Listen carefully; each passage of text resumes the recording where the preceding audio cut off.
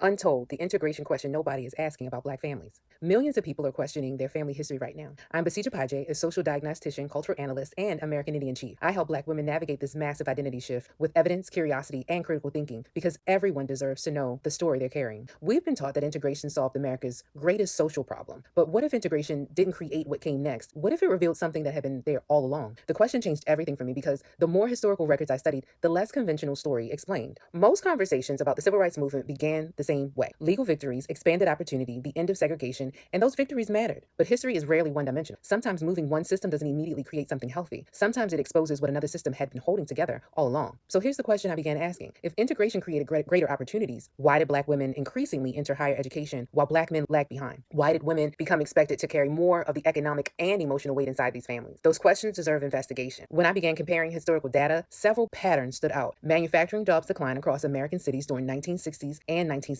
Black women increasingly entered healthcare, education, and service sector professions. By the 1900s, Black women represented the majority of Black college graduates. These are measurable demographic changes. The question isn't whether they happen. The question is why. Here's where my interpretation began changing. Before integration, segregation severely limited economic and social and geographic options. Many family roles existed inside systems that imposed strong external pressures and consequences. When those systems changed, and at the same time economic conditions shifted, behavior also changed. My interpretation is that integration did not create disengagement. Rather, it removed some of the structures that had previously constrained behavior, making underlying patterns more visible. Whether someone ultimately agrees with this interpretation is less important than asking whether our traditional explanations fully account for the evidence. In 1965, Daniel Moynihan warned that family stability could have long-term consequences for Black families. His report became deeply controversial. Today, many scholars continue to debate both its analysis and its conclusion. What interests me isn't simply whether Moynihan was right or wrong. It's whether his report identified a real structural concern that we still struggle to discuss honestly. Because whenever difficult conversations become politically untouchable, investigation often stops before understanding begins. For decades, many Black women carried enormous emotional, financial, and caregiving responsibility. That labor was frequently